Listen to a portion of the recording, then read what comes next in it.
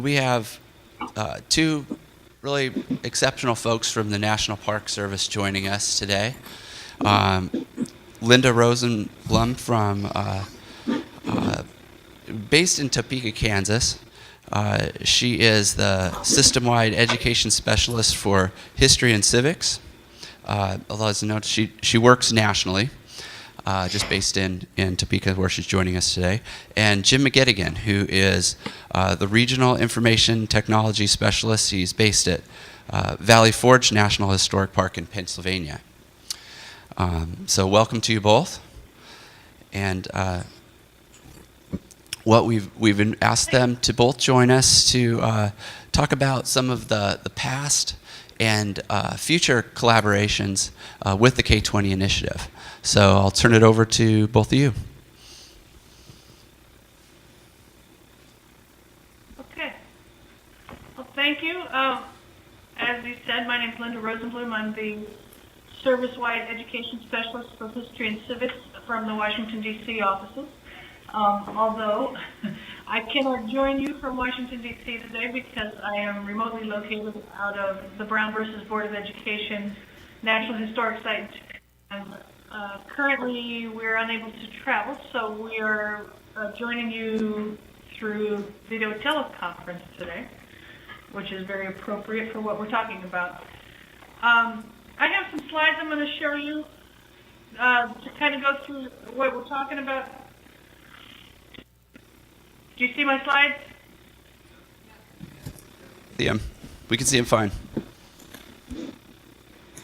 Okay. Okay, thanks.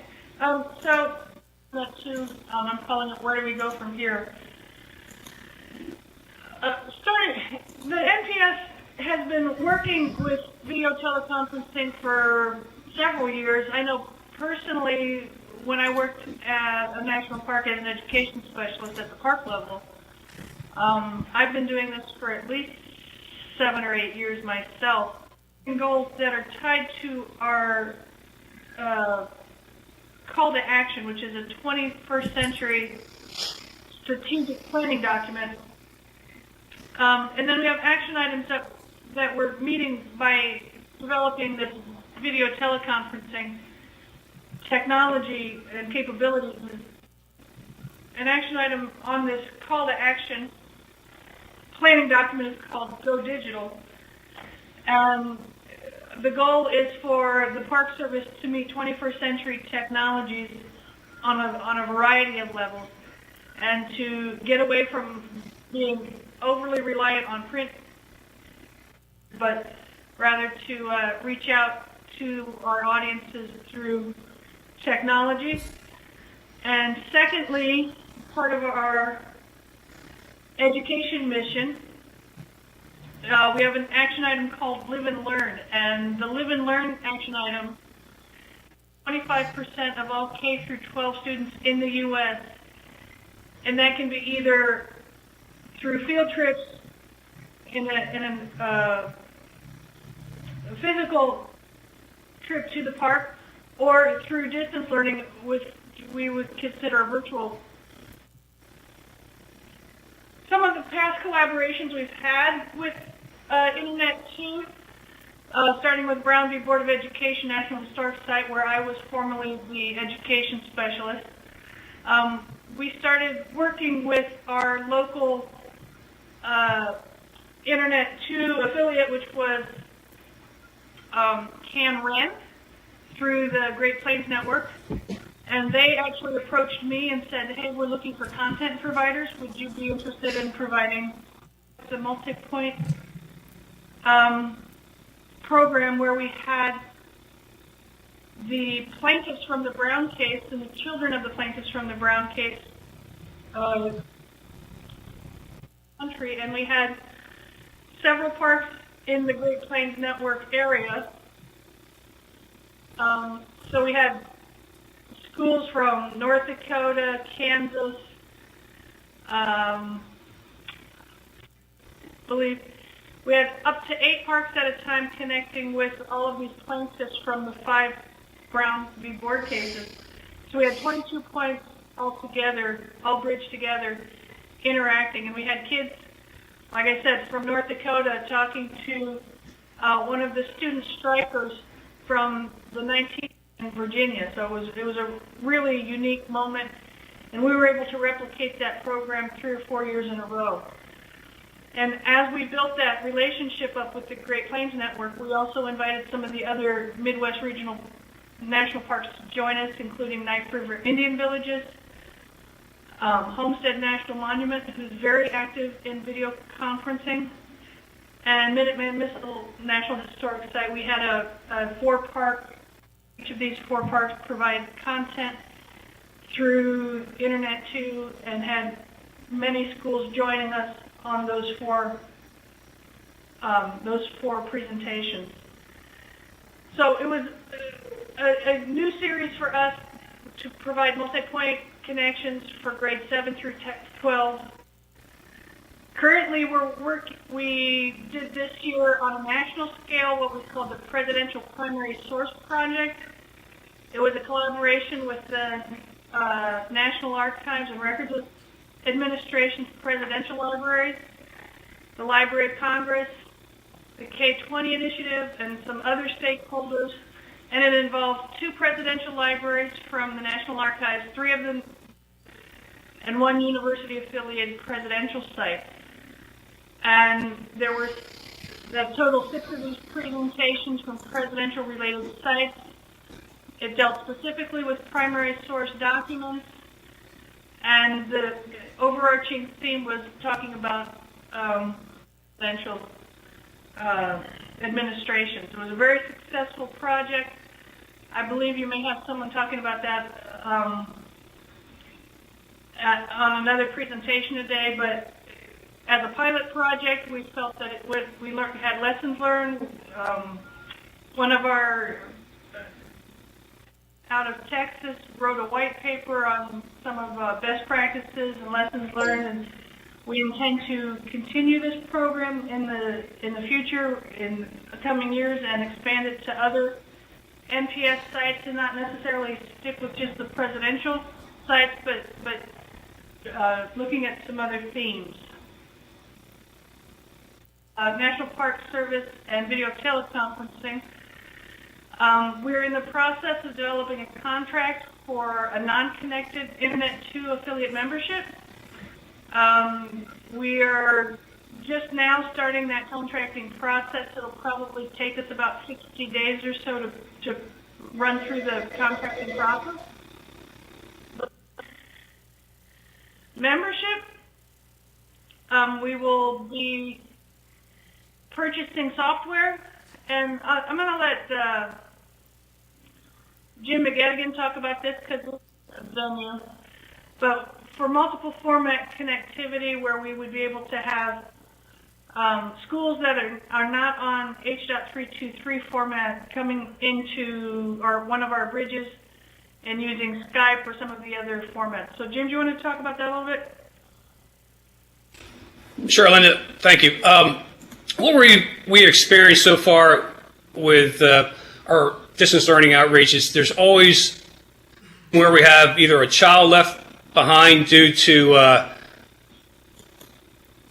an illness or along the lines. And so what we're trying to and there's also schools that we've experienced that do not have a video system or a budget for a video system to enable this collaboration. So what we're trying to strive is to reach that last classroom, that last child left behind.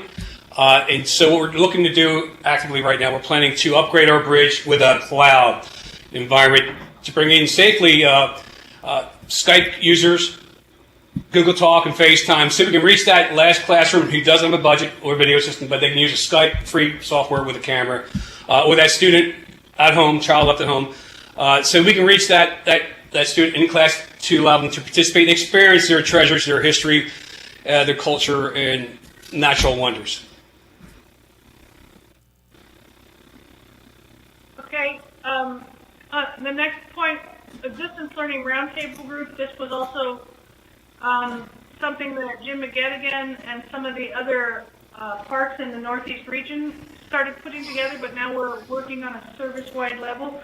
We have maybe 30 to 40 every month joining on the distance learning roundtable conference calls, talking about best practices, answering questions for parks who are just getting into video teleconferencing, hardware questions, software questions, and on my end of the spectrum on content, programs that can be presented on the video teleconferencing format. We're just now working on getting H.323 bridges at all of the 7 National Park Service regional offices. I believe currently we have one in Anchorage, Alaska, Philadelphia, Oakland. Do we have any Atlanta, we also have a new bridge just put in Denver and one in Washington, D.C. We are looking at Omaha, Nebraska for our final fit out. And then we're in the process of re-engineering, refreshing our infrastructure.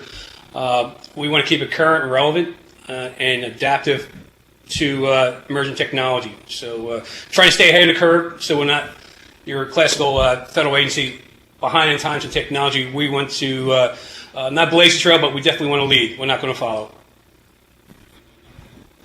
Right, and the last point there on the slide is plans for connecting NPS through Magpie to the Internet2 through the Magpie affiliate in Philadelphia. I believe we've got a close proximity. Is that correct, Jim?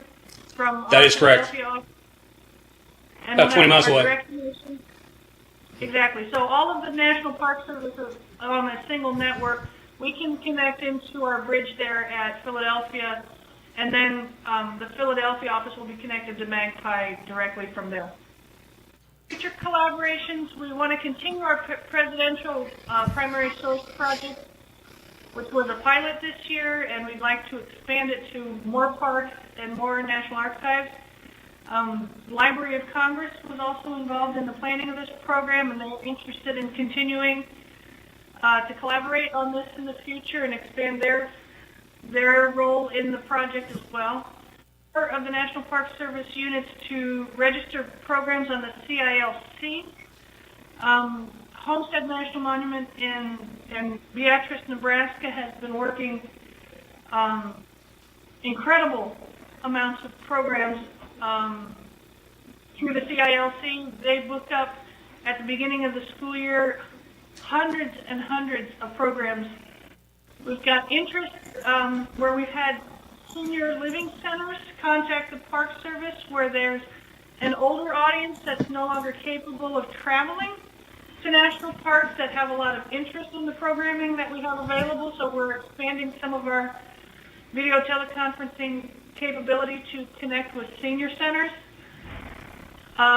We definitely want to continue more Internet2 K through 12 connections.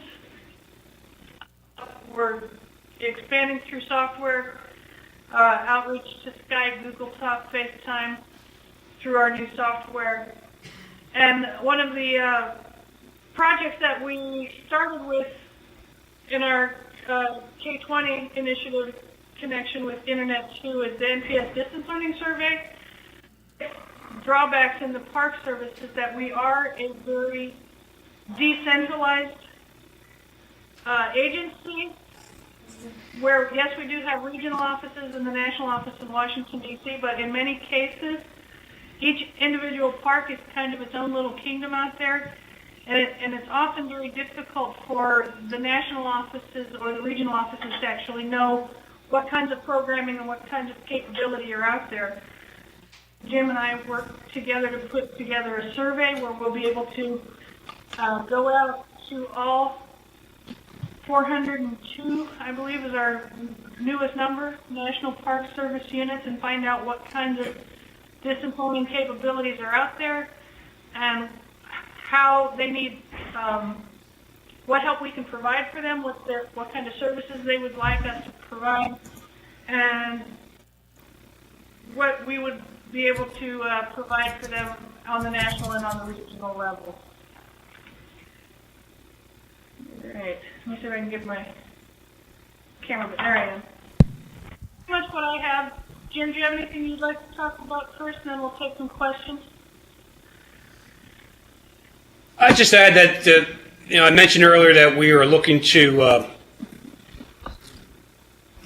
to retrofit our network with a cloud access that allow us to reach out to Skype, Google Talk, and FaceTime. And some of the things we're looking at to do, technology ourselves, the multimedia or emerging technology, I should say, to allow us to use, say, iPads in the field using a Polycom app to reach into a distance learning center live from our fields, say from Gettysburg or from Appomattox Courthouse, women's rights, etc. So we want to harness that technology and also use it to reach out to our last classroom, last student left behind. So that's all I have, Lynn. Programming, since I'm the content person on a national level, we're also looking at trying to coordinate parts that are similar in theme and also meet some of our national initiatives like the Asian American Heritage Initiative or the Latino Heritage Initiative, Civil War to Civil Rights. We've got several parks out there that are connected thematically but maybe geographically fall apart. Those parks onto program series like we did with Internet2 back with the Midwest region several years ago. And that way we would have several parks that may be a civil rights themed park, be able to reach out to schools across the country on a civil rights theme or on a American history theme. And that, again, is helping us to meet some of our education mission goals through that call to action.